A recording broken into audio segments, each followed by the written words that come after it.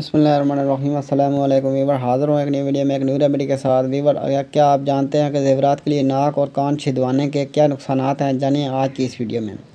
Weaver, remedy बयान करने से पहले मेरी आपसे दरख्वास्त है कि अगर आप हमारे चैनल पर नए हैं तो हमारे चैनल को सब्सक्राइब कर दीजिए और साथ लगे बेल आइकन को प्रेस कर दीजिए ताकि हमारे आने वाली तमाम वीडियोज़ आप तक बर वक्त पहुँच सकें। आपका बहुत बहुत शुक्रिया। शादी के दिनों में ख़वातीन का ज़ेवरात पहनना कोई नई बात नहीं, लेकिन इस मकसद के लिए नाक और कान का छिदवाना बहुत ज़रूरी होता है, क्योंकि किसी भी दुल्हन का सिंगार इसके बगैर मुकम्मल नहीं होता।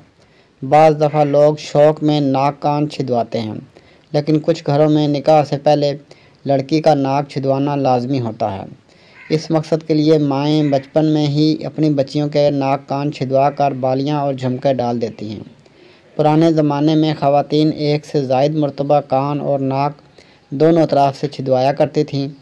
अंदरून सिंध, थर और दीगर कबाइल की ख़वातीन में ये बहुत आम था और आज भी है, लेकिन आज ये रवाज शहरी माशरत का भी हिस्सा बनता जा रहा है। और यही नहीं बल्कि अब ये चीज़ फ़ैशन की सूरत अख्तियार कर चुकी है। बैरून ममालिक में इसको मॉडर्न फ़ैशन का नाम दिया गया है और वो नाक कान के अलावा अपनी ज़ुबानों, नाफ और होंठों के किनारों को भी छिदवा कर इनमें बालियाँ पहनते हैं। कदीम ज़माने में इस शौक़ के लिए नोक दार अशिया से नाक और कान छीद कर इसमें जानवरों की हड्डियां से बने ज़ेवरात डाले जाते थे। फिर वक्त आया कि घर की नानियां और माएँ सुई की मदद से कान नाक छीद कर इसमें धागा डाल देती थीं। फिर मशीन से नाक और कान छिदवाने का दौर आया।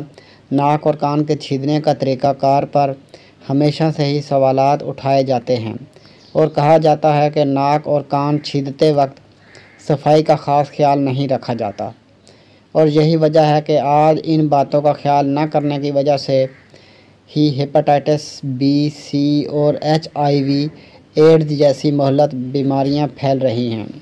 माहिर अमराज जिल्द डॉक्टर स्टीवन ने अपनी एक रिसर्च में कहा है कि नाक और कान छिदवाने के अमल में सबसे ज़रूरी और अव्वलीन शर्त यह है कि आप कान और नाक किसी तजर्बाकार फ़र्द से छिदवाएँ।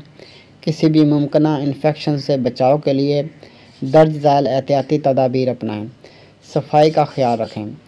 इस बात का ख्याल रखें कि जिस औज़ार से आप नाक और कान छिदवा रहे हैं वो पहले से इस्तेमाल शुदा ना हों या स्टरलाइज़ किए हुए हों।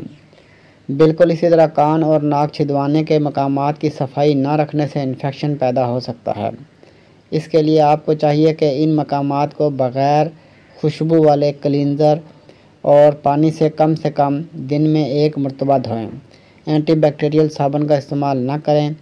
अपने कान और नाक के सुराखों को हाइड्रोजन परऑक्साइड या एंटीबैक्टीरियल साबुन से न धोएं, क्योंकि इनके इस्तेमाल से जिल्द को नुकसान पहुंचता है।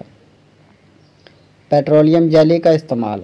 छीदे के मकामात को नम रखने के लिए वहां पेट्रोलियम जेली का इस्तेमाल करें, लेकिन जरासीम के फैलाव को रोकने के लिए पेट्रोलियम जेली जार के बजाय इसकी ट्यूब इस्तेमाल करें। इन्फेक्शन की अलामात।